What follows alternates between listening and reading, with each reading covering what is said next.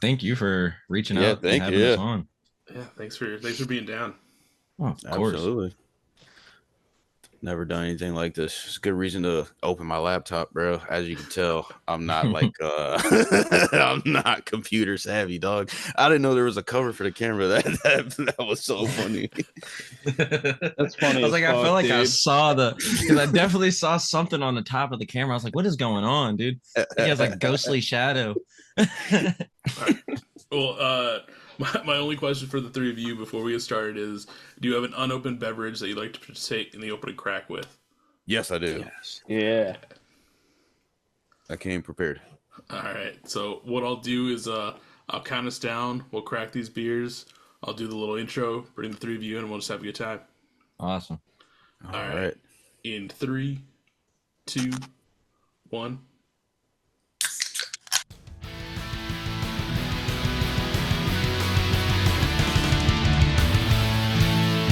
Welcome to the Beers with Bands podcast with your host, Michael Torres.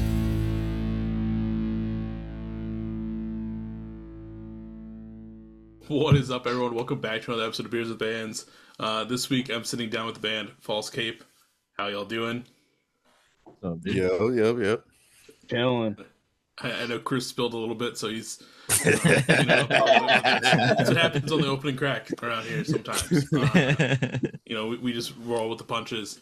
For people that might not be aware, False Cape is like an alternative rock band based out of Virginia Beach. Been around for a hot minute, which we'll talk about here in a second. But before we kind of go too far, can you kind of go around the room and say who you are and what you do in False Cape? I am Chris. I am the guitar player / lead singer of False Cape. Ant. I am the bass player of False Cape.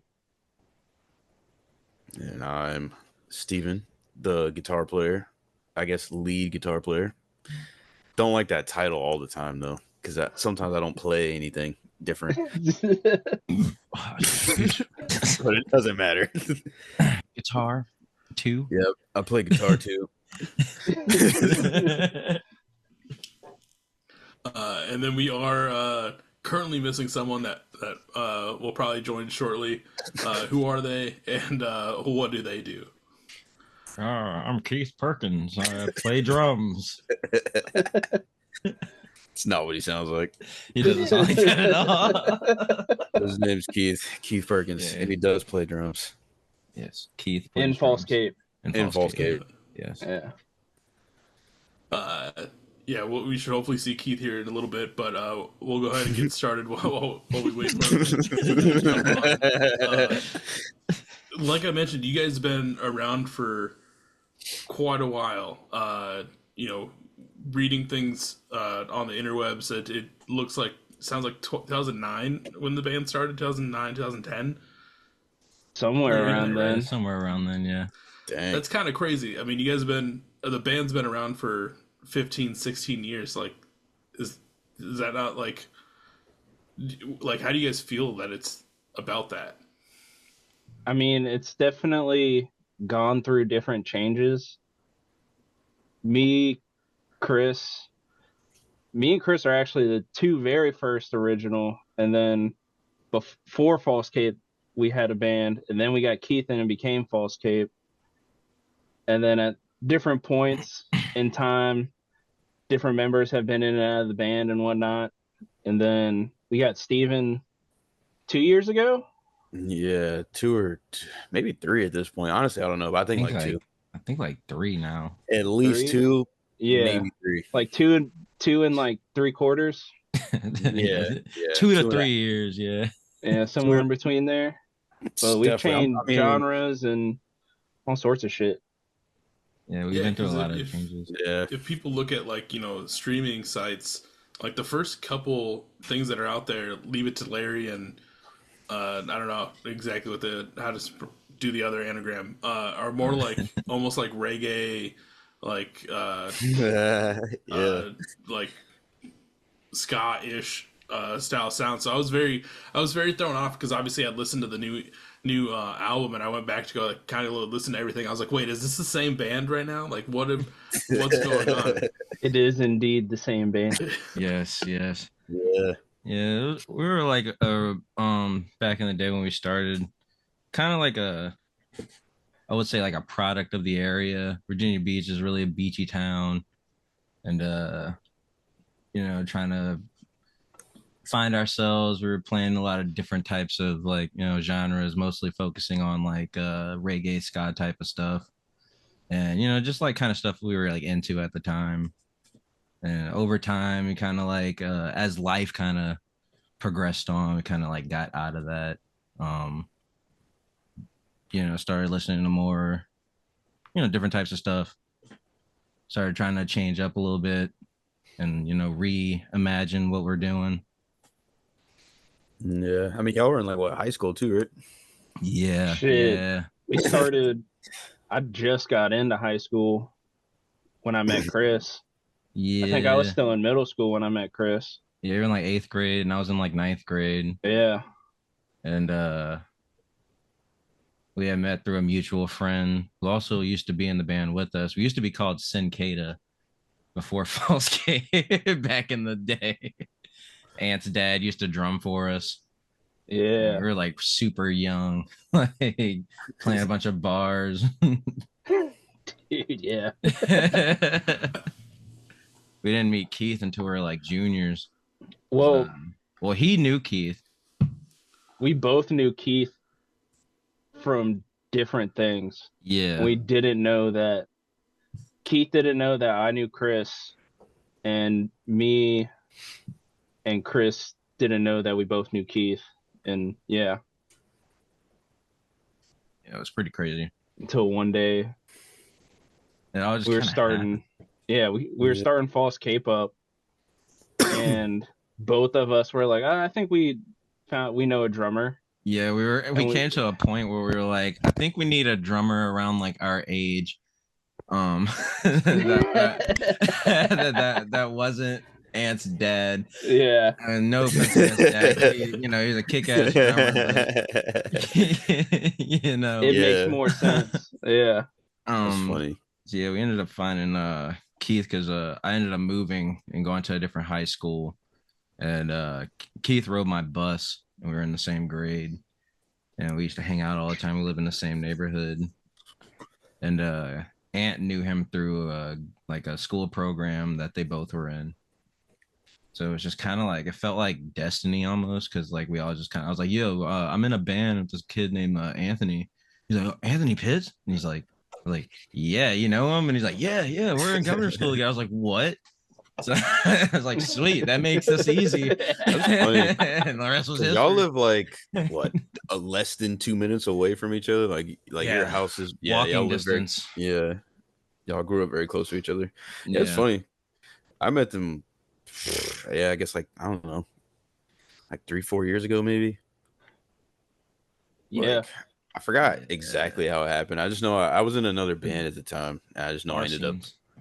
Yeah, the bar stuff. We ended up on a show together, and that's how I met them.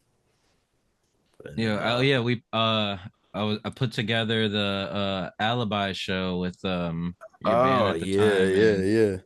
Another band I was in at the time, and that's how we officially met. Okay, yeah.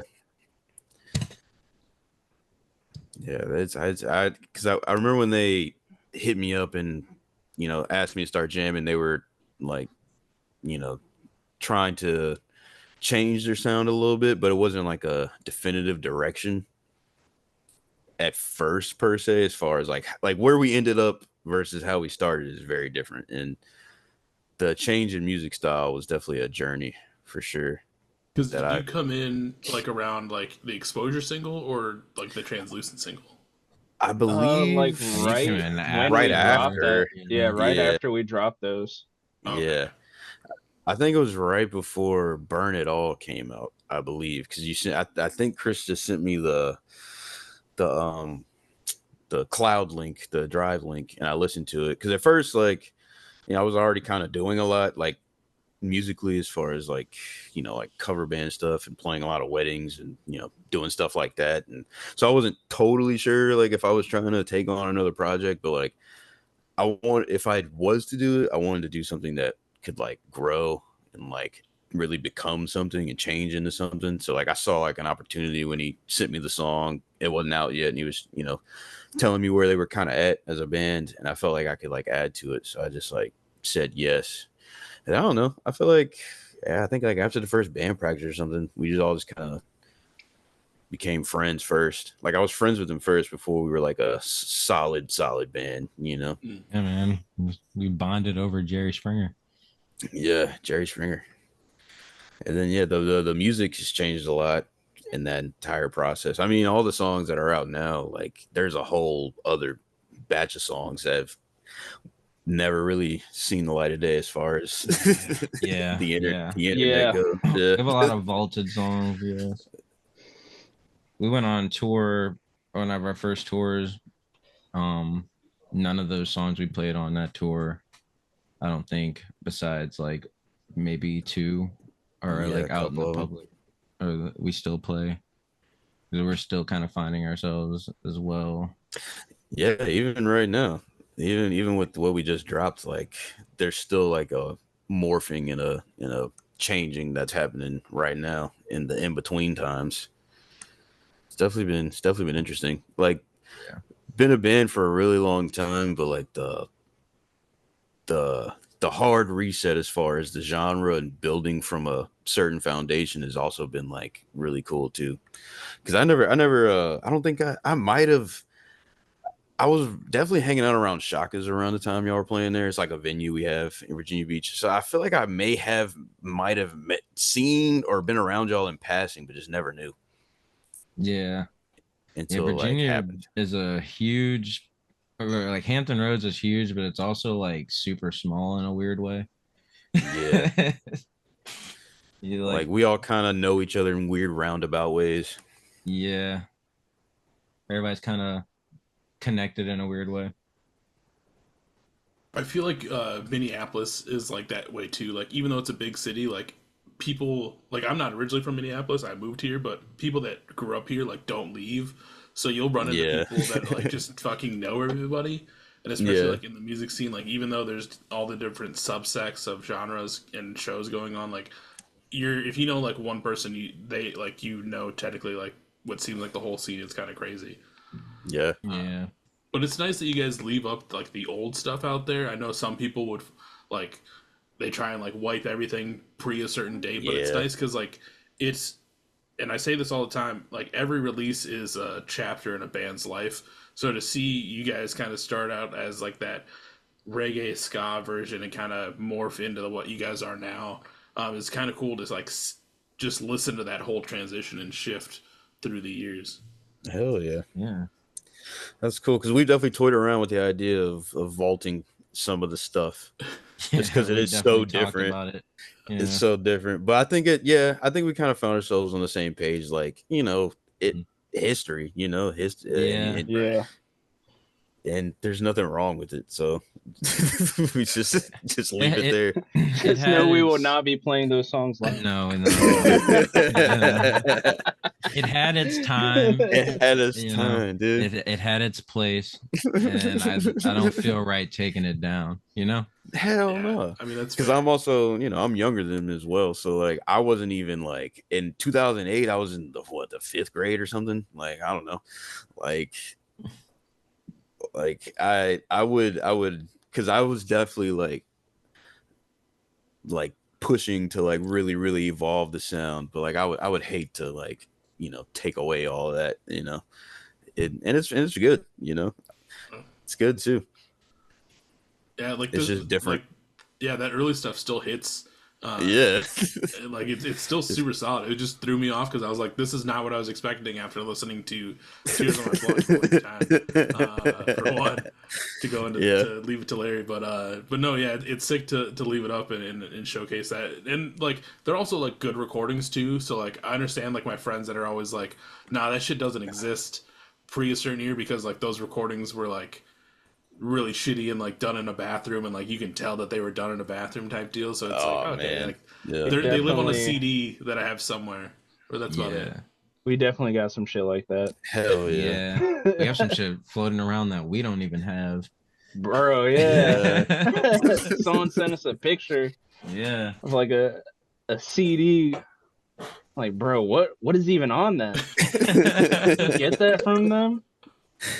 You know, and Uh, yeah, I think it's funny. Like, it's like one of my girlfriend's friends, and my girlfriend didn't know them at all. You know, like it's definitely like it's funny like joining the band like at the time because it was already established as we we've been saying, but like how it was established and the type of scene and all that was like completely foreign to me until like some of the overlaps started happening, and then that made it exciting too to like be a part of like something that like organically people just kind of like I like to think that we're just kind of nice cool guys, and organically personality wise people just kind of like us, and like also like change and garner a whole new crowd has been cool too. Like it's definitely been a journey for sure.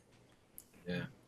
Now, I know, Chris, you mentioned like that scene is, obviously Virginia Beach, like kind of, more that reggae ska sound sometimes, but like, what's it like for like almost now? Like, is there a pretty good like punk scene that you guys can dive into, or is it more you guys are gonna have to go out of the city to like find good shows? Oh no, for sure. The Virginia Beach punk scene is actually like pretty amazing. Yeah, Been building. It's yeah, definitely yeah, been building. yeah, it's been building a lot, and it's kind of like night and day with everybody's got their own circles, and like it's a big true. city, Yeah, and you got a lot of people that are into the reggae stuff, but like the punk scene and the underground scene, the hardcore scene is just it's thriving, and They like definitely show out more. yeah, they definitely come out more, they support more, and they like Mhm. actually like show a lot of love around here. So Yeah, it's a lot of young kids too in these bands. They'll be like 19, 20 years old, and they're like sick. Like they're amazing. Like I couldn't imagine being like in that cool of a band at 19 years old. Like they're like really good bands. Like it's actually it's actually been really fun, and like having them embrace us too is cool because we're not like a hardcore band or a slam band or any of that. But like we play a lot of mixed bills, and like it always the love is always there. So the scene is super strong. yeah, yeah, for sure. That's that. I love to hear that because like some areas I feel like are still pretty. As much as like when COVID was happening, everyone was like, "Dude, once we get back, like mixed bills all the way, all the way." And then Yeah. you'll still see like some spots that are just like, "Nah, this is hardcore only show. This is like kind of more of a Dang. pop punk show." It still kind of sucks, but like you hear about these pockets throughout the states that are just still like, "Nah, like fuck it, like we have the scene that we have, and we're just gonna like, Anything embrace goes. it." Yeah. Yeah. Yeah, it's like Yeah. Like fucking Riff House. yeah, Riff House. Yeah, anything Yeah, goes. dude. Anything goes. Yeah, Dude, Everything's we had allowed. we Yeah. played a show and a guy, our opener, was playing saxophone to a backtrack. It was pretty wild. That Wait, what was sick. that? Who do we open up for? That was like the dude with the boot on his head. Oh, Vermin Oh, Supreme. Vermin Supreme. Wait, you Yeah. guys opened for Vermin Supreme? Yes. Yeah, he did like a rally Yes. at Riff House. At Riff House. That show was I awesome. think there's It a was little clip of it on our crazy. Instagram. Yeah. You like Yeah, somewhere. delve a It's little in there bit in somewhere. it. It's in there. Yeah. There's like because we cover Sabotage by the Beastie Boys, and it's kind of been like somewhat of a staple of ours. Yeah, he went kind of crazy. He brought a disco ball on stage while we were playing it and was like screaming with his boot on his head. It was fucking awesome. And it's crazy because we didn't even set up that show. Like we were saying, Yeah, it was no. like these like 20-year-old kids in this punk band set up the show. Like Yeah, they hit and us up. he- And, yeah. and yeah, it was cool. Like it's definitely it's a very diverse area. There's a lot of I will say that there's a lot of avenues for local music success. You know what I'm saying? Because I grew up. My dad was in like a pretty successful wedding / cover band, and the Virginia Beach Oceanfront eats that up. So you also have to deal with that too. So we don't have too many venues, but the shows that we can put on these venues are amazing. We have a handful of venues, but that kind of makes it easy though. Like there's not like 20 different places you could be. There's only really 4 venues that are really doing And they're spread hardcore and out, punk too. shows. So like the impact when these shows do happen, like we have a lot of 2-day events and stuff like that. Like it's really cool. Like it's really cool because Virginia Beach also is Virginia Beach, and people are always gonna have their caveats and complaints about it. But I like to think that the music scene around here is lively for sure. Yeah. No, you could. I mean, you could like come up with complaints on like any scene. Yeah, and it's Yeah, like for sure. to find like that nice joy in it is great. But I also love the thing you just said too, Steven, of like how there's not that many venues, so like it's easy to like everyone's kind of always there. Where yeah, the one yeah. like kind of downfall I feel like about like Minneapolis and St. Paul, the Twin Cities, is like we have a good amount of venues, like solid venues, but they're so spaced out where like you can have like 4 friends playing like 4 different shows across towns, and it's like okay, Yeah. like I have to pick and choose. Where it'd be nice if there was like not to say like one area that had all the venues, but like just a couple venues that weren't too far. That way you're just like okay, like I can try and maneuver to like maybe bounce between both shows or do something like that. Yeah. I mean, between Norfolk and Virginia Beach, you could do that pretty easily. Like it's definitely cool, and that's interesting because I feel like the more like north we've gone or like slightly toward northwest area, like there's like especially in like Richmond, it's like there's so many different things going on at the same time. Virginia Beach is a big city, but it's not like I wouldn't say it's metropolitan, like what I'm saying, like at all. So like there's only but so many little pockets, and like because when we went to Atlanta, like Atlanta's crazy. Like there's so much happening all at once. Like it's an insane place. Like it honestly scared me. Like like it was crazy. Atlanta's cool and all, but it is a totally different environment. Yeah, like that real big active city stuff. Like I'm not used to that, like at all. Fucking Like 20-lane highways. Yeah, bro. All of them lanes, but it's like Everybody's it's an hour to driving like they're 15 minutes. pissed off. Yeah, it took like 20 minutes to get a mile down the road. Yeah, no, but like even then though, like that's the cool thing about traveling though, is like we're all kind of the same no matter where we are as far as like band guys and people who go to shows and people who support local shows. Like, we're all like similar people. So like that's the cool thing about touring. Like even if the shows aren't that crazy as far as turnout, like the connections you can just make with the people that are there, and like the people who set up shows and like this, we're all kind of the same. So like that's been the coolest part about where the band is now. Like we travel some, and we're focusing on trying to writing and making new music, and it definitely beats being in like a because like I said, this area, it's super easy to find yourself in like a cover band or whatever, and like Yeah. like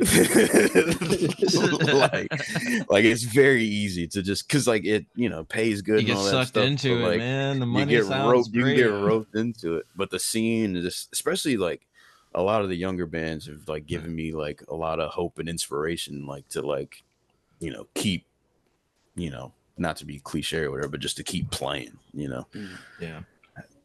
And I think that's the cool thing about where music is right now in general, like even how you found us. How exactly did you find out about us? I'm pretty sure you guys got added to the Sad Jams playlist. I think I found you that way, or through one of the other like, Jams. curated. I'm pretty sure it was that playlist. Yeah. You mentioned I don't want to go to work anymore. Yeah. And yeah, that is a sad jam. Because I don't even think we have 1,000 plays on that money. So I was like, how did you even find out about us? I mean, that's all props to fucking Justin over at We're Trying Records /Slad Jams. Like he does a podcast not podcast. He does a playlist updates it every Sunday, and I'm pretty sure I found you guys on there. 90% sure. But yeah, like he's been putting people on there that like. I don't know how he's finding them. It's crazy, but it's yeah, no, that is crazy. Yeah, keep it up. yeah. No, that's crazy. But speaking of the single like that's off the latest album of your guys' Tears in My Blood. Volume 10, which is solid name for one. Oh, yeah. Hell yeah. You know, this is the first full like album that you guys put out in quite a while. You know, there was a couple singles leading up to it. I think the first single dropped even like last year leading up to this. Oh yeah, Aragona. Yeah. Like, how does Yeah. it feel to finally have That was a this year album ago. out? Dude, So I Oh, said, man. Like, how does it feel to finally have this out after like going a few years of just like singles and then like even releasing the first single last year to now been a having journey. the full album out? yeah. Battle for sure. feels really good, honestly. It does feel good just to get it, you know. It was a heavy solidified. push. It was a heavy push. We went through a couple things to get to where we got to. Yeah. It's definitely a Tried a hard recording journey. studio that We spent a just lot of failed money completely. on. Our original plan, we're gonna drop a few more singles. We were gonna drop Sleep Diary, I Don't Want to Go to Work Anymore, and Crash. So we went to a studio. I won't name any names. Spent a lot of money. Long story short, wasted a lot of time and money, and did not release those singles. Ended up, going to a buddy of ours that actually recorded Translucent, Burned It All, Exposure. Yeah, we're very familiar with this guy. We were trying something new at the time. Shout out to Whiskey Bear Studios. Yeah, we're really cool with Chris. He's really good at what he does. So we ended up just, deciding on what we were doing and went full into it, and took a while. A couple songs got cut. A couple songs got reworked, and yeah, finally got here. It feels really good. I feel like I could be doing more to push it, but with life and everything, personal stuff going on, it's hard to arrange my focuses, but we're getting there. Yeah. Do you feel like even though you had the hurdle of like going to a studio and not working out, which one, fuck that person, whoever it was, like I've had friends that have had the same issue go on, like whoever does that, like that's scummy as shit. I don't know the full story, but fuck them. Do you still feel like even though you had to go like past that hurdle and like, go this roundabout way and work with Chris to kind of get this out, do you feel like this is a better outcome and final product than what it was looking like at 100%, 1,000,000%, bro. God The damn. mixes sounded better than what we were dealing with. Like it, there's a lot of caveats to the yeah, situation. it runs deep in my soul to not sit here and bash somebody right now, but try to keep it cool. Yeah. Whatever. For a reason. Shit happens. I mean, my biggest beef was the MP3 files on Dropbox. Oh man, I felt like we so just much weren't shenanigans. able to hear the full. I mean, yeah, like I said, yeah, we could go on, but not important. Yeah. Not important. But at the end of the day, Chris, it's finally Chris out. is the man. Yeah, Chris is the man. Dude.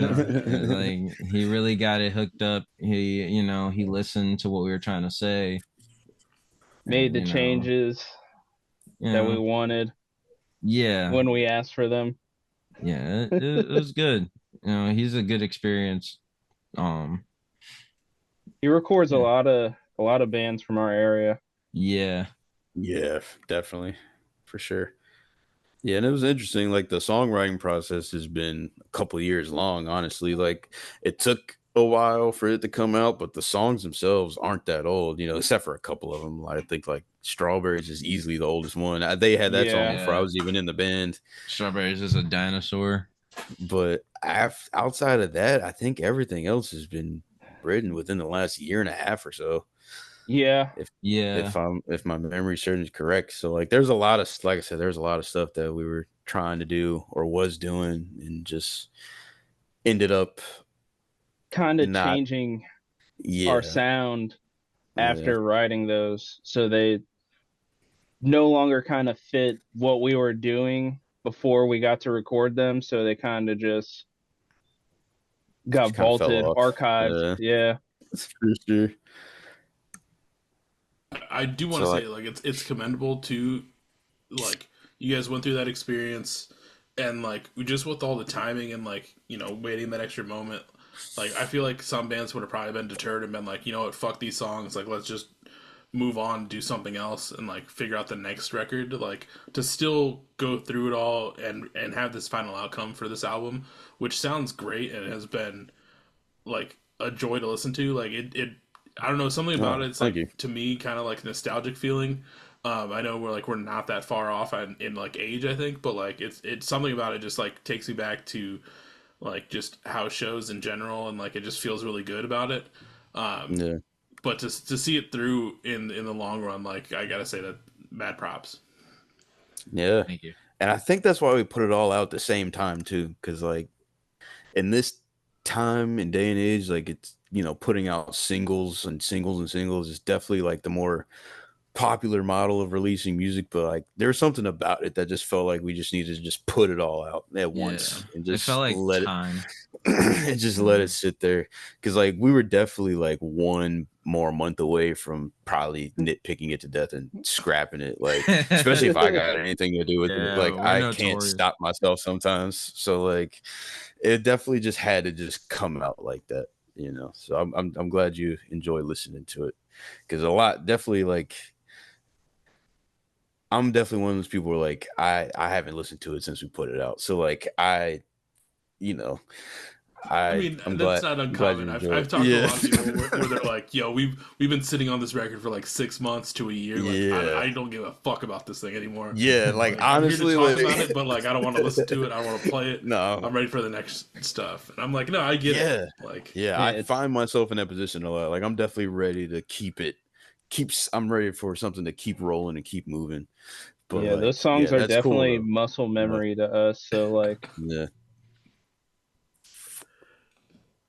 Well, like I said, it's a solid album. Like it's been fun to listen to, and one thing that really that I really enjoy, and familiar listeners of the podcast will know, like one thing that I really love is sound clips in songs, and then always trying to figure out what they're from and all that fun stuff, the deep dives. But you guys have 3 sound clips in this this record. It was almost more. Yeah, which I'm going to bring that up here in a second, but for people that have listened to it, obviously, I think 2 of them for sure people should know. The one I had to look up because I wasn't fully familiar with it, but you have a song named after it. Popeye's Chicken is the shiznit. Classic scene from Little Nicky. I never thought I'd say classic and Little Nicky in the same sentence before. Oh, dude, it's the best one. I mean, it's a good great movie. I haven't watched it in a while. I watched the clip again this morning or today. What came? Well, obviously, I know that this sample came first, but what was the idea to like? I'm trying to think of how I want to word this. What came first? The decision to use a sample, or the decision to name the song after the sample? I think we honestly just named it Popeye's Chicken, and then we were like, didn't we name the song Popeye's first? When I came to practice with it, I think I was just like, I want to name this song Popeye's Chicken. Yeah, Popeye's Chicken is the shiznit, and I think it was just all a random idea that I had. Yeah. And I remember just presented it at somebody practice. saying Popeye's Chicken is the shiznit, and then we went on a tangent about Little Nicky, and then somebody pulled up the clip. Yeah. So like that's basically how it happened. Like we just started talking. I think the song. I think he called it Popeye's Chicken, and I think maybe Ant like tagged onto it and was referenced the Adam Sandler movie, and then it spiraled from there. I'm pretty sure it's exactly how that happened. Somebody looked it up. We spiral a lot. Yeah, we do. Yeah. Trust me, I got 24 minutes of this video that I can tell we spiraled. But no, that's yeah. It's such an underrated movie but it was nice to just see that connection in there, obviously, to start it out. Yeah. And then song's not really about chicken. And then you guys go into Aragona Village on site, which starts out with, if you like another iconic clip from an iconic podcast that happened earlier this year. Cat Williams on the Club Shay Shay podcast. A lot of shit was talked about, but like that whole podcast was crazy to listen to. But to have that clip of Cat Williams in there, when I first heard that, I was like, "Is that my dude, Cat Williams?" And then I had to go rewatch the clip and everything and just like get in that mindset again. But just like, it's such an iconic thing to put in there with Cat himself. Yeah, You love Cat Williams. Like, was there why put it in that song and use that specific clip of Cats? All right. Honestly, that was all Ant's idea.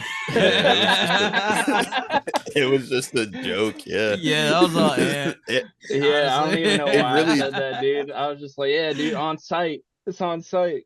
Get on the Yeah. line, boy. Yeah, just went down. Yeah, like it was one of the stems we were doing at the time. We just kept saying "on the line, boy, over and over again." And then it just kind of, again, has nothing to do with the song. But also I feel like we can relate to that though, you know, like Yeah. we don't have all the assets and resources. Yeah. And we compared it at the time to something, you know, it was a product of its time as well. Yeah. Yeah, like it was. And it's funny because like at the shows sometimes, like especially now, like locally, because we played it a lot, like people will like scream the Cat Williams sample back at us, and that's pretty funny. Yeah. Sometimes when Keith can't set up the sample pad, I'll just like say it. Do a impersonation. Yeah, I'm just doing it. I do my Cat Williams impersonation. And that's, it also makes it's also pretty golden. Yeah, that's also pretty funny too. Yeah, it was completely like, again, just a joke at band practice. Like it's like 90% of our songs start out as jokes, and eventually we have to make the decision to like Oh, that's kind of good. yeah, to like make it a real song. But a lot of the lyrics, a lot of the riffs, everything a lot of times starts out as just kind of from a place of being silly, and then it just manifests. But that's, we kind of let the sample, like, so our mindset was definitely like in that state, like when we were I'd say writing the that song. sample mirrors the mindset Yeah, of like what we how thought we was feel funny at the playing time. it. Yeah. Looks like our headspace when we were writing it, and then like also what we thought was funny at the same time, and then like that's basically it. Same thing with this strawberry sample. That's the only other sample, right? Yeah. Yeah. That one I had to look up because I was so confused by it. And one, I had to watch the video for it to find out what was going on. But you also like kind of cut up the sample. So I think some people, if they know it, they know it. I've never seen that meme. Dude. First experience was today. Dracula flow. Dracula Yeah. flow, dude. Yeah. Yeah. And you know, Yeah, as Steven was saying, it doesn't relate to the song at all, like the other No. ones. But it's, I don't know, it works for that song too, though. Like that's the thing with samples. Like they gotta work in some capacity, otherwise it's kind of like you just kind of wasted a couple seconds. And like all Yeah. of these ones have like worked in their own ways, and it's been great. Yeah, they may not like relate to the message of the song per se, but it for somehow matches the energy. The energy of Yeah. what we were, what type of time we was on when it all came Yeah. down to it. Yeah. Exactly. Yeah. Dude, Strawberries is definitely a Dracula flow. Yeah. type of Exactly. song. We smoking runts, replace cereal milk. Qui-Gon Jinn, Vietnamese Phillips head runts. Uh, Yeah, we And actually, I can we relate actually to got that. some artwork coming for that song. We hell do. yeah. Yes. Now, Steven, you mentioned, or Ant, you might have mentioned that there was some other samples that didn't make the record. What are some things that we might have gotten a chance to listen to in one of these songs? Oh, Oh golly. man, The I don't even know if I Smiling can Friends one, say it. dude. Yeah, I don't even know if we can say it Oh, out God. Yeah, I loud. don't know if we can say it, dude. It's just very, it's It's better left. Let's It's just say very it's vulgar. very, yes, and it's better left out. The I was- girlfriends vetoed that I was the one. one. Yeah, we had a long discussion about that one because at first I was on board, and then like after thinking about it for a while, I was just like, I don't know. It just kind of like takes me out of it. It's like so raunchy. I just feel like it just shouldn't be. Have you ever there. seen Smiling Friends? No, I don't think so. Oh man, okay. I feel like we like kind of an had to adult tell swim them. fever show. dream of a show. Yeah, I feel like we had to tell them what it was for them to fully understand what we're saying. Yeah, Dude, there's so much setup to it though. But like, all right, Yeah, yeah. It's just a crazy adult swim show. yeah, cartoon. Yeah. Just, Yeah, It's it's something just write the it boss down. said. Give me an essay, and then I'll read it later. yeah. I'll be on the yeah. same page. Type It's it in the funny. chat. I feel like it's not that bad. I feel like we could say it. It's not that bad. I don't Oh know. yeah. Uh, You want to say it, Chris? Or you want me to say I it? don't dude? want to say You don't have to say it if you guys don't want to. That's fine. Ant will say it. Dude, I'll say it. Yeah. I mean, it's just a. I don't know. I mean, what did he say? Last thing I remember, like, what was he doing? He was waking up from a coma or so something. it's the boss, right? He got married to like a demon, and his buddies came to like save him basically from this demon, and he's like in a coma, and they wake him up, and he's like, last thing I remember, she was sucking the soul out of my asshole, and that was going to be the clip right there. And it was that for gonna be Sleep the intro. Diary. Yeah, it's for Sleep Diary. Oh yeah, right before the riff. Yeah, right before Yeah. the change in the song. Yeah. And I Last was thing I like, remember. I just don't think that should go there. Last thing I remember, she was sucking the soul out of my asshole. I think what you need to do, just to double check, just do that at a live show. Just drop it in there right Dude, before yeah. the riff, Dude. and just see what happens. I mean, we could just drop a meme pack because we also like again, we have sample pads when we play live, but it's nothing. It's all memes. Like Yeah, it's it's just noises. it's just Yeah. sounds and memes. Like we definitely don't take ourselves too serious, but serious enough. You know. That's the way to do it. Yeah. Also, so far with this record, you guys released 2 music videos. Obviously the first one was Argon's Village / Onsite, which is like a nice collection of just like kind of home footage style music video, which is always fun, and I feel like it works really well with that song. Like just visually, goes really well. And then you do the next music video is kind of like a dual video. It's part Popeye's Chicken is the Shiznit, and then Ghost Town, which you do a full story throughout the both songs together in the one video. Great, like honestly, like I didn't know what to expect. I clicked on the video. I was like, man, how is this 7 minutes long? Then I remembered 2 songs, and I was like, all right, and yeah, no, like I think you guys killed it with that production style, way you guys did it. Keith running to Popeyes to get more biscuits that he already complained about were dry in the beginning, which I love that little hint. The way he dies at the end, like the callback, like fucking perfect. All around, Sweet. like I think one of my favorite videos I've watched recently. Thank you so much. Yeah, thank you. That was a lot of fun to film. Yeah, Yeah. we did all that ourselves. It was fun. basically, and It was really most fun. of it in one day. Yeah, Yeah, one and we a added half. some more chase scenes Yeah, another day because we were like, damn, we don't have enough footage. Yeah, Yeah. Shout out to our homie Ryan for being the clown killer. absolutely. And even Joel for letting us use their use their farm. land. Yep. Yeah. Yeah, one of our friends, they own a farm and they let us just You just do wanted whatever their we want there, abandoned basically. barns. Yeah.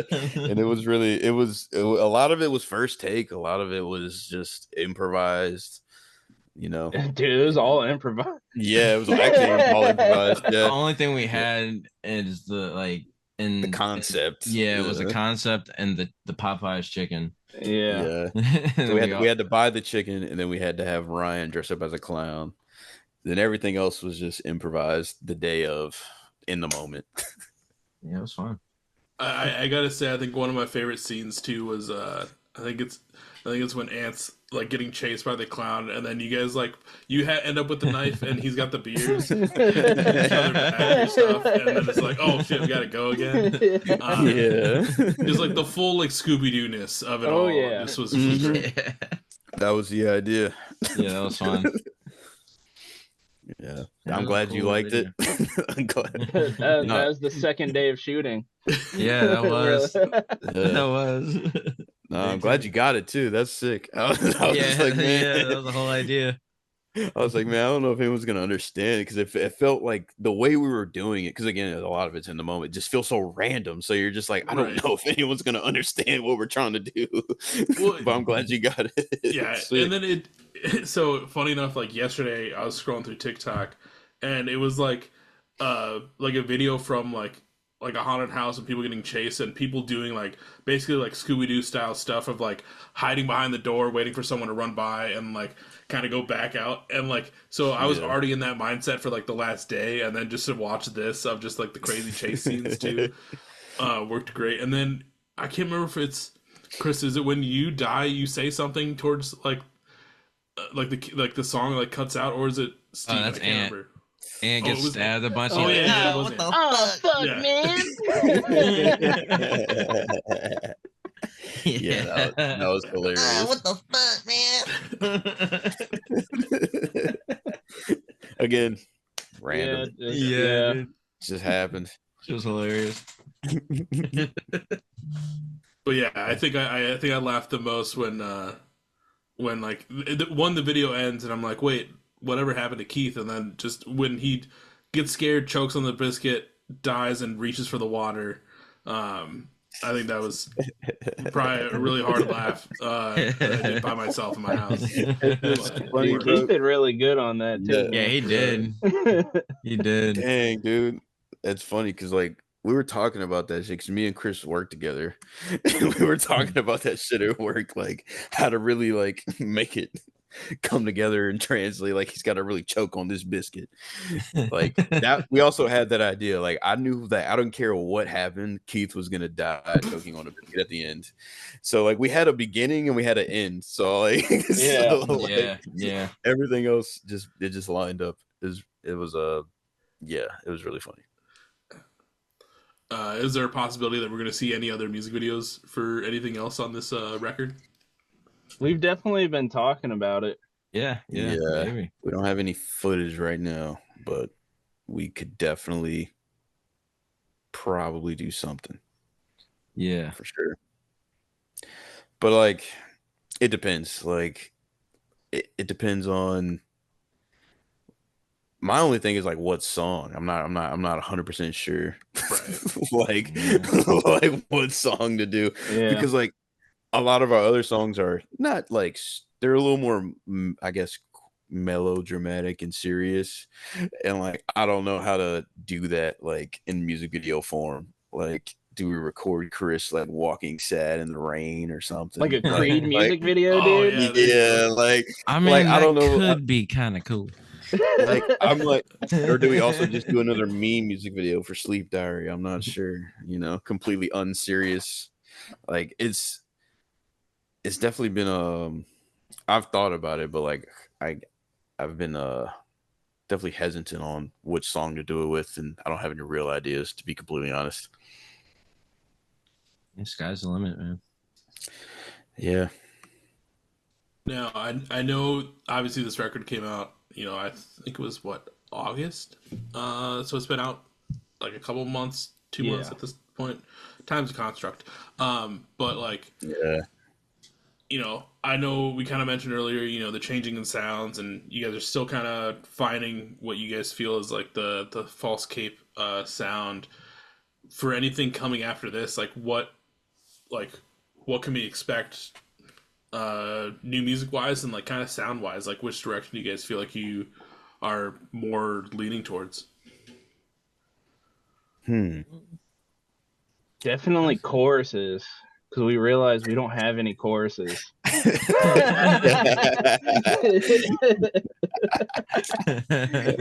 Yeah. Damn, we wrote a whole album, not a single No, chorus. not one like real chorus. Yeah. Whoops. Well, I mean, like, I don't want to go to work anymore has a chorus. Yeah. Yeah. A lot of choruses But- are mainly instrumental and implied, I like to Yeah. say. Yeah. So So we were yeah, I don't thinking know. about writing a song with a chorus. Maybe one. One or two. And then yeah, like I'm not really sure how to describe the it's not really like a new direction per se. More or less it's just a addition to what we already have stylistically wise. Mhm. I'm not sure how to describe it. Like Yeah. it's mainly just I guess it's just like drum beat related. It's kind of like the like not super like punky, but like the melodic punk kind of like title fight, but like Okay. upper tempo ish kind of like not super sludged out either. Like I think we've been trying to figure that out too. Like definitely choruses, but also like songs that like they're still fun and upbeat, but like emotionally like kind of heavy, and like trying to find that blend is like my goal for sure. Hell yeah, dude, I'm stoked. Cause like one, like I said, this album was sick, but to know you guys are still like kind of refining yourselves and like trying to figure out the direction you want to take this project, and just hearing what you're kind of explaining so far, like one, anything with Title Fight, I'm down. Anything like upbeat and emotional got me signed up. Like I'm really stoked to see like where you guys kind of go from here. Yeah, like trying to find that balance of like that super emotional, but like also like still like a driving up. Like I want people to mosh, but I want people to feel at the same time. Like not saying that like moshing and feeling doesn't go hand in hand, but like I want it to Right. be like a I should a cry mosh. in the pit, dude. Yeah, Yeah. crying in the Yeah. pit. Yeah. We're trying to write crying in the pit music. That's a great way. That's a great way to describe it. The next album, Tears in the Pit, Volume 2. Yeah, dude. Yeah. Volume 27. Yeah. 0.9. Yeah. Crying in the pit. Instead of crying in the club, we're crying in the pit. That's like Yeah. that's the vibe for sure. No, like I'm down for that because like there's times where I'll listen to an album and I'll be like, man, like I'll be jamming out to it, like having a good time, like instrumentally it sounds great, and then I'll like sit back and realize like start listening to the lyrics, I'm like, oh man, this guy's having a rough time, like this is Yeah. fucked up, and but it's still if you can find that nice balance, like it'll work. Yeah, it gets you like you want to throw the bows, but also like, be like, man, is he okay? Like Yeah. that's the goal for sure. For sure. Well, like I said, I'm stoked to kind of see what comes next. I know we've jumped around quite a bit, but is there anything that I might have missed between False Cape and Tears on My Blunt Volume 10 that you want the people to know about? I don't know. Yeah, no. Not I really. don't know. Not really. Yeah. I mean, I think like We thought about releasing it smaller and then releasing an extended version called Tears on My Blunt Volume 10 Dub Edition. Oh God, that never happened. That's But not that didn't gonna happen because we put Yeah. everything out. But at one point that was on the table. yeah. There's a potential, yeah.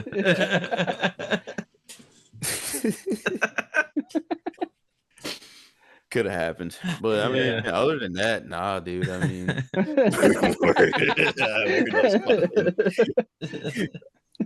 we're just dudes trying to make it happen. You know what I'm saying? that's basically it. That's fair. We're just dudes trying to make it happen. Everyone, make sure you go listen to Tears on My Blunt Volume 10. We'll talk links here in just a second.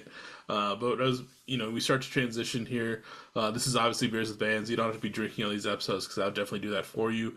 But I know the three of you have some beverages in front of you on this fine Thursday evening. What are y'all drinking tonight? I'm drinking the Miller High Life. Coors Light. Nice. Pabst Blue Ribbon. It's got Godzilla on it, dude. That shit's crazy. Thanks. no. Hilarious. Coors Banquets. I'm just Hell drinking yeah. Miller Lite. Hell yeah. Not Miller High Life. I am dumb. What the fuck, man? Oh my god. Same thing, you know, same but different. Yeah. Yeah.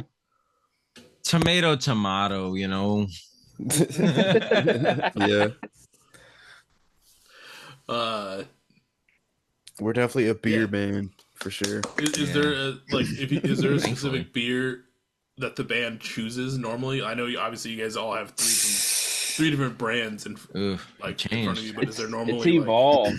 Yeah, It's like the music. It's evolved. yeah. It used to be PBR exclusive, Yeah. but it has since because I've been a Coors. Because that's the thing. All three of us have different tastes, right? but when we come together, we find the middle ground. I've exclusively been like a Coors Light guy first. I don't know, for as long as I can remember. So now the band is going in a Coors Light direction. So I approve of that. Coors or Miller? Yeah. I do like a good A Miller. lot of bands drink PBR, so we're It's trying to it's- set it's ourselves become a little a- bit different. Yeah, it's become a bit of a cliche to be. Yeah, a don't want to be band. don't want to be a PBR meme, but also PBR is I great. mean, PBR. Yeah. Yeah, don't get me There's wrong. nothing wrong with I PBR. I'll completely drink a understand. PBR any PBR is day of the amazing. week. Yeah, Ice cold, nothing like an ice cold PBR. But so and we're definitely a PBR band. I feel like, but you know, more or less, we represent all beer. How about that? We're because we're also Whatever not is picky. available to Yeah. fucking put down, dude. no IPAs. Yeah, Yeah, I don't really do IPAs or Natty Lights. I've handed both of those back to people, even though I'm not they were gonna free. lie. I'm not above a Natty Light. I mean, I'll drink a Keystone if it comes down to it. Yeah, I've done that recently. It's Ant been drinks IPAs, but Yeah, I do. he's weird. Yeah. I mean, I'm a the bass podcast, player, man. It is like what it I is. don't. He's a discriminate. bass player, so that's what he does. Yeah, it checks out. Like I don't discriminate obviously on this podcast either. I used to be a big PBR podcast person. Yep, like, I would yep. drink them a lot, and then I've switched over to hams. Oh hell recently. yeah, So Okay, I don't think I've it's ever normally had the those. drink of choice. dude, hams is good. No, I believe it. Yeah, I mean, like I said, at the end of the day, you know, we'll drink whatever. But I think we do kind of, as a meme, like drink the same beer as a unit sometimes. It's Oh really yeah, Yeah. funny. Especially at Like, shows, yeah, for sure. yeah, for no And it- reason. We're and all it just was drinking. it was PBR for the longest time, but it has turned into Yeah. Coors Light. Yeah, it's turning we Coors Light. did. There's a local brewery who has a beer called False Cape, and we Oh yeah, we played a couple shows there, But and there's only one show where they actually yeah, had there was one show where they had False Cape, so we're like, get False Cape with False Cape, and we drink so many of those. Yeah, we I got probably had about like fucking 12 of them in one night. yeah. we got busted up that show. But those But, are you like know, our best shows a lot of the Yeah, times. sometimes we play better when we're drunk. When we're fueled by the beer, for sure. We're definitely motivated. Beer Yeah. motivated band.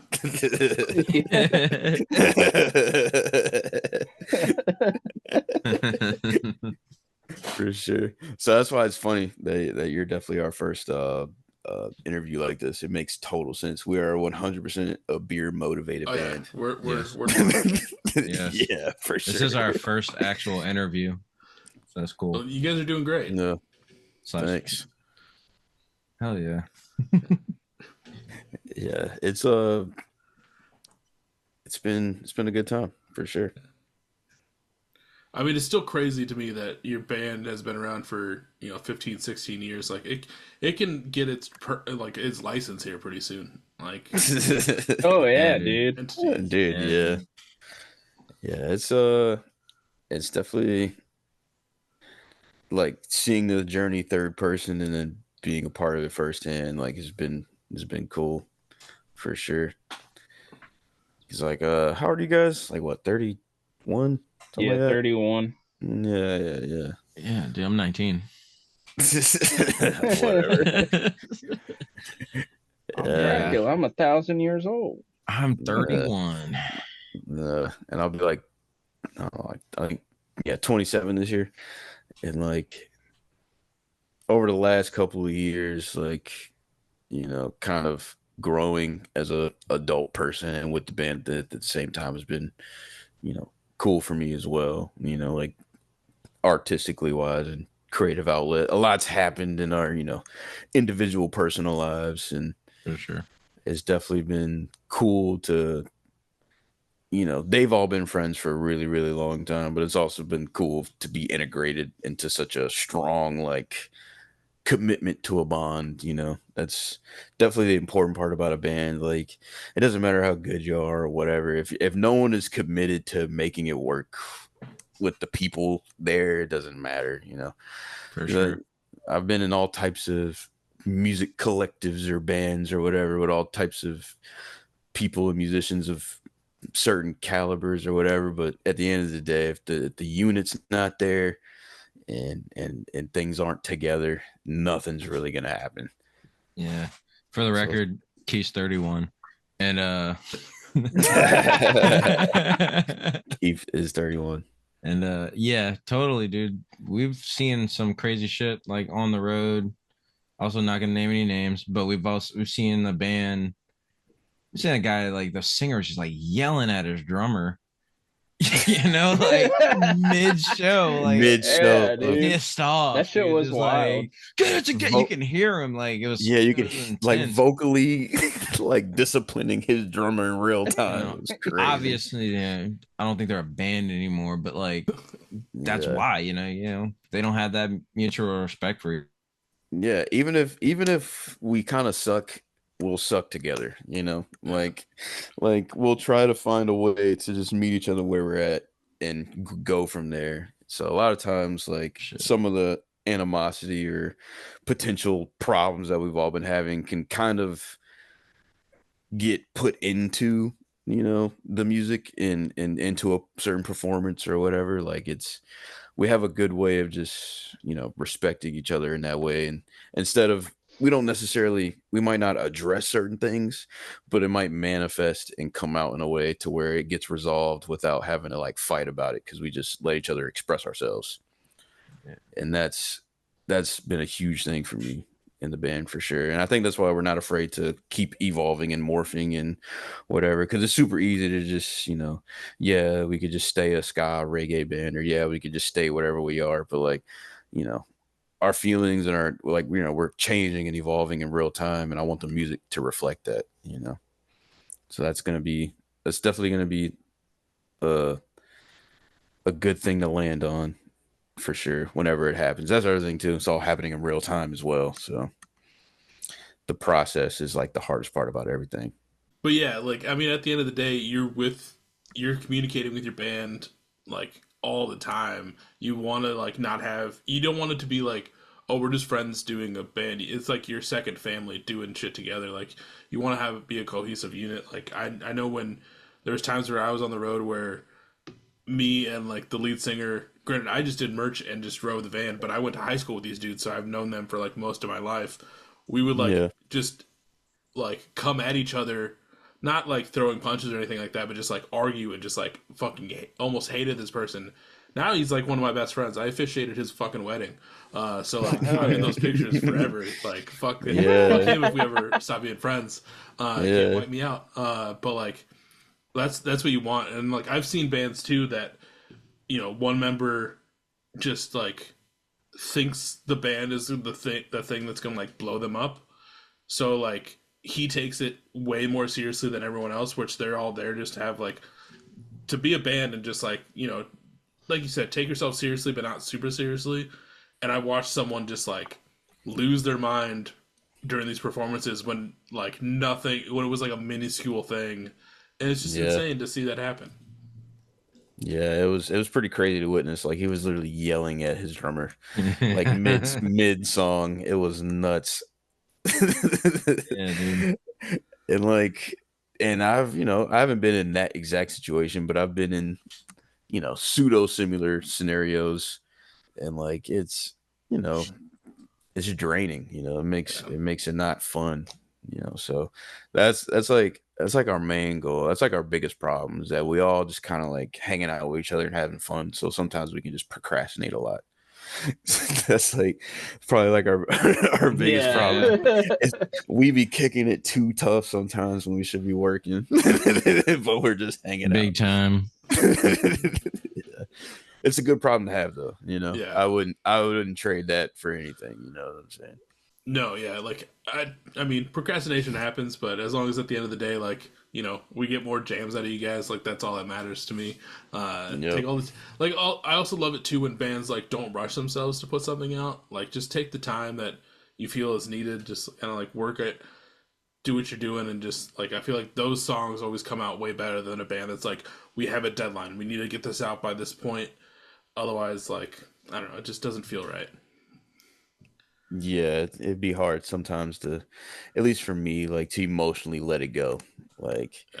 not having that time, like to like really live with it and change what I want to change or whatever. But also, it can work the opposite way too. You know, sometimes I can take a little too long to be okay with something when it was okay probably the first time. You know, it's a hard balance to find. Yeah. Well, dudes, like this has been, you know, a great conversation. I'm happy that I was your guys' first interview. Like, you know, I'm surprised it hasn't happened. You guys have been around for, like I said, quite a while. But like the tunes are great, and hopefully more people come to you guys and keep getting to see you. I know you guys recently went on a tour, so hopefully, you know, people follow you guys and are ready for the next set of tour dates. But you know, I like to end off these episodes on kind of a high note, you know, a nice fun moment to kind of end off the episodes. So my final question to the three of you is, from your time in False Cape, what has been your favorite moment that you've gotten to experience so far? Dang, who wants to go first? I gotta think on that one. Favorite moment? There's definitely been a lot of really cool moments. So Yeah. definitely some core memories for sure. I guess for me, because it's a little more recent, I feel like that one night, well, my first show ever with the band was at a strip club, which was mad random and didn't make any sense. That And did also, happen. That shit and was also, awesome, dude. and Was it also, different? like the band wasn't even kind of the band. Like we were doing all types of random covers. We had a mashup of Get Low and Simple Man. Simple Man. So it was still away. Like it was crazy. It was Oh crazy. man. And like we were on break in between sets, if you can imagine that, at the strip club. We were on break and we were outside in the parking lot. And I think we were just like smoking a bowl and just like hanging out. And like I remember thinking just like, man, like this is the silliest fucking show I've ever played in my entire life. Cause like it was so random. Like It was the patrons, initiation, dude. and like it wasn't like a promoted show either. So like the people that showed up didn't know we were gonna be there. They were just there for the titties and just got Yeah, They just got us. they didn't know we were gonna be there. So like But they got us and titty, so Yeah, the ladies Double- loved it, dude. They were getting down, double man. whammy. yeah, the strippers were all really Or- nice and really cool. You know, But, bathing like- suits, you know, they don't show Full nudity in full Virginia. nudity in Virginia. And We're like, a no nipple state.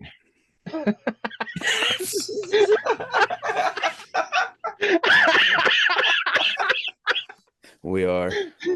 But it was really cool though. Like it was there, everyone was super chill. But the people that were there, then like the DJ like paid us like $100 or something to like stop playing. Yeah, to end an hour early. Or- Yeah, so like the guy that booked us, apparently when they booked us at the strip club, they didn't tell the DJ that they were having a band. He had no idea. So we were he gonna had be no there. idea we were gonna play playing. So it like kind of fucked up his night. We were set to play for 3 hours. Yeah, yeah, it was crazy. And again, we don't take ourselves seriously. Our cover sets couldn't be more unserious. It's 90% of the songs we don't even necessarily even know how to play. Like a lot of it was so random, and like it was, yeah, he paid us to stop playing, and at that moment I was like, yeah, this is what we Just need to to be be doing. paid to stop playing is insane. Yeah, I was like, Here's this is it. $200. Can y'all stop? Can y'all Could you come like with not? Yeah, can you go somewhere else, please? Like a whole hour before We were you're like, supposed to okay. stop. Yeah, we just stopped. We All stopped. right, Yeah. cool. It was that was hilarious, and it made sense. I don't Man. like I said, it was a wild night, and it was We were already playing for a good 2.5 hours, you know. It was about that time. Yeah, we were close to shutting down anyway. He didn't know that though. Yeah, no. Yeah. He could have waited like 30 more minutes and we would have been done. and the set list was insane. Just the most non-strip club songs you could possibly think. Like it was really hilarious. But the getting paid to stop playing was definitely my favorite part about that whole thing. Like, because you're usually, you know, like a lot of people are like, "Oh, you guys are great," but like having somebody being like, "I will pay you," You're taking his job away. Yeah, I will pay you.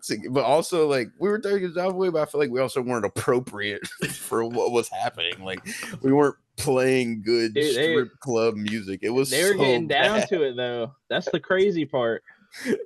I don't know. There was a couple. I mean, it was their They- job. they were To get down to it. They were loving the Simple Man cover. I can tell you that, dude. That was a cool cover. I'm not gonna. There was a couple dead spots. There's a couple dry spots. Oh yeah, there was definitely some that were like, let's just get through this. Playing a Sublime cover in a strip club is the craziest shit ever. And the fact that I did that is even funnier. Like playing Santeria in a strip club is with a live band is that concept alone is ridiculous. And it was so bad, but so good all at the same time. For sure. Definitely my favorite moment. 100%. Yeah, that was great. I'd probably What a say time.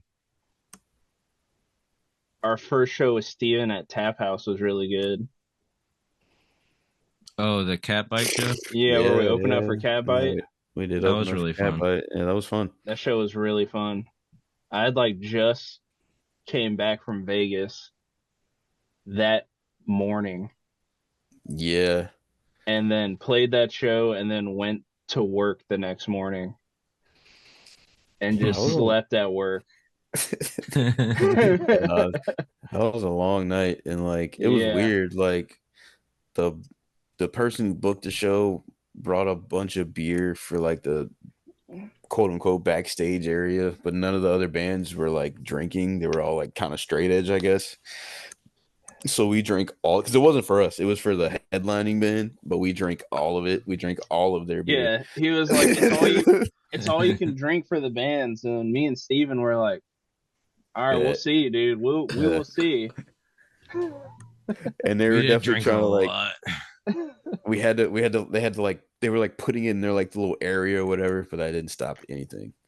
And then definitely by the end of the set, like it was crazy. Like it was a really one of them random nights where the turnout was a lot of people too, and just like, you know, one of them, like, yeah, it was a good night. Like stars align nights, like everything good is happening. Those are the best that was shows. a fun night. Yeah. Yeah, dude. I don't know. Those are all some great moments. You don't have a favorite memory? They're all so good. Not all of them. I mean, like, you know, we've had bad Dude. memories, but that's not what we're talking about. Me and Chris had to cuddle in the back of a fucking SUV. Yeah, for I would warmth. say, Yeah, I see that. beside that specific, I would say, like, I don't know, that whole ordeal was pretty crazy.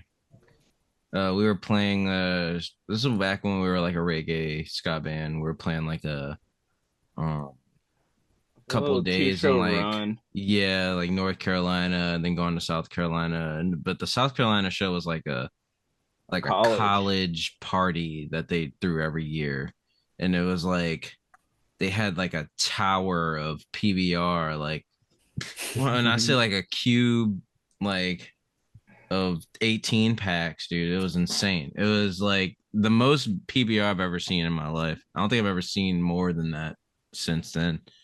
They had like so much, and they like built a stage and a racetrack on like in the middle of like a old like racetrack It or was some like shit. a old NASCAR racetrack Okay. in South Carolina. And Oh, oh, we we just lost lost Chris. Chris. Oh no. Dang. Yeah. I But feel like yeah, I've heard that story before, but I can't tell you where exactly he was going with it. we were driving. This other band was driving that we were playing with, and we were like, "Yeah, we're all gonna ride in the same car." They're like, "We got an SUV," Yeah. and we get to their house, and they're like, "Yeah, so there's not enough seats, so two of y'all got to be in the very back, just like sitting in the little back area." We had a trailer hooked on for all the gear, and driving to North Carolina wasn't bad because it was during the day. But we realized on the way to South Carolina after the show that their back fucking window was busted. So it's just cold air pumping into the back, and we have nothing back there. We're not wearing any jackets or anything, and me and Chris are just freezing to death. And it just got to a point we just looked at each other like, dude, like you ever seen Without a Paddle? Yeah. That movie, that scene when they get kicked out of the treehouse and they're there naked under the Yep. cave and it's raining. They're like, dude, for warmth. That was me and Chris that night, dude. Dude, it happens. Sometimes you gotta Trying to cuddle up for survive, survival. dude. It was Yeah. fucking yeah. Gotta do what you gotta do. Yeah. Dude, it happens on accident too. For sure. Oh yeah. On tour, because we're not living lavishly per se, but we do typically have hotel rooms, but there's four of us, but we usually book 2 bedrooms, so I have to share beds. And there's a couple times in my sleep where I've definitely tried to snuggle Chris, for sure. For sure. My arm will just come around and he'll like push me off and I'll wake up and I'm like, oh shit, sorry. Like, it happens. It's it's funny though, because like you don't find yourself in these situations unless you're like just on the road, but like Yeah. on some like I hope it doesn't happen in normal broke. life, man. Yeah, no, Just I wake don't. up, Chris is Honestly, in my bed trying to snuggle me, man. yeah, that'd be wild. But it happens, man. Like it's funny though, like going on the road, because like we don't like do it super often, but like there's definitely been some favorite moments on the road too, though. Oh, yeah. For sure, especially in Florida. Florida's a wild place and it has its reputation for a reason.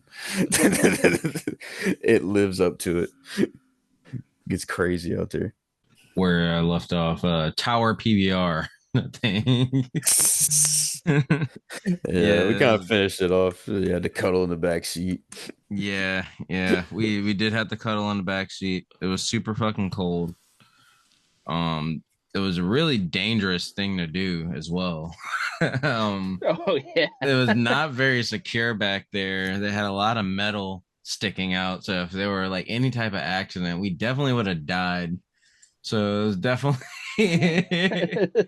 not the brightest idea, but we made it through, and it was, it was something. We went to that show, it was a cool experience. Like I said, they built a stage in like a NASCAR thing, and like it wasn't NASCAR, but it was something like it. It was No, like a it was racetrack. like it was like an old school, like before NASCAR got big. Yeah. Like an old dirt track or something. Yeah. Yeah. And they like got a stage built in the middle of that. They had like a fun house and a bunch of like college kids running around. And like there's like they got like buses to bring these kids to this place. It was insane. And yeah, it was cool. It was fun. We played on a stage. It was really sweet. Drank a bunch of beer. It was definitely an experience. A bunch of college girls tried to steal our t-shirts because we didn't have a merch guy, and they left the box on the side of the stage, and they thought it was just free t-shirts. So they started grabbing a bunch of our t-shirts. Yeah, what the fuck are you And doing? we walked up. We're like, "Hey, you got to pay for those." And they were just like, "Oh," and they just walked off, still a t-shirt in hand. Dang, that's tough. That was fun. That was cool. It was definitely an experience. Sounds pretty wild. It would be kind of cool to do like a show outdoors in that like environment though. Uh, so Yeah, it was wild. Never did anything like it since.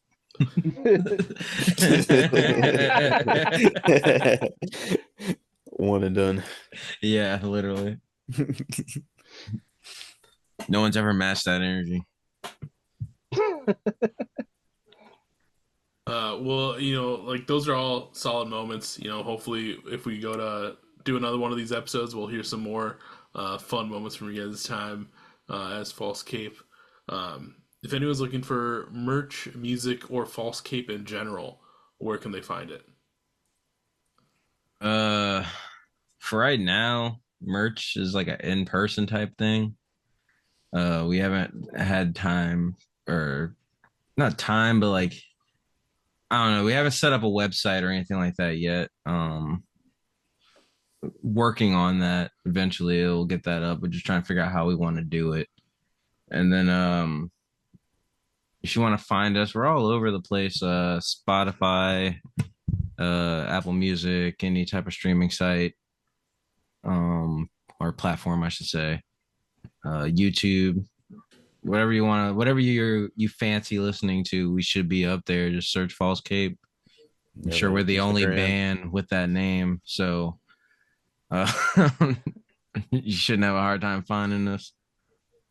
And yeah, pull up, say what's up. Hit us up on Instagram. Our Facebook is kind of, who really uses Facebook like that for real? So we don't really get on Facebook for real. But hit us up on Instagram. We usually reply as long as it's nothing weird. And don't be shy. We're really chill. Working on trying to post more for sure. Yeah, that's definitely a journey in itself. Yeah.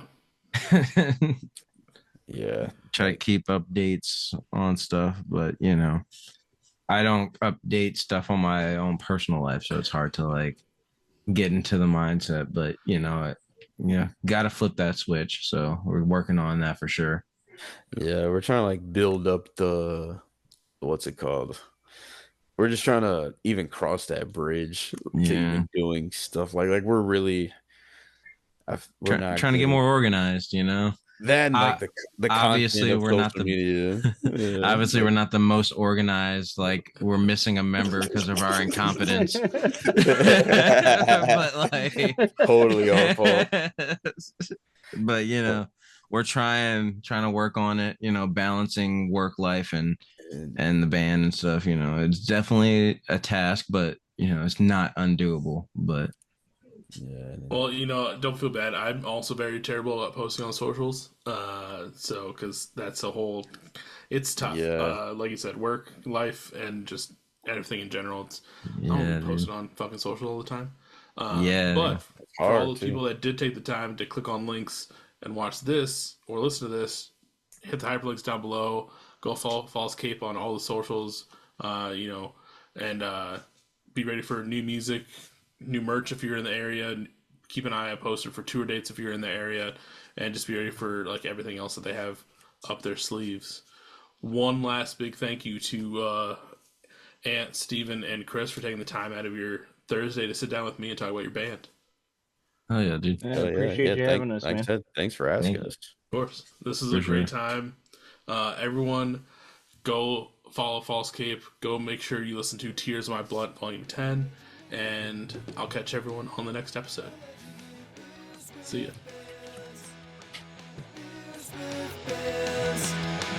Beers with Bears.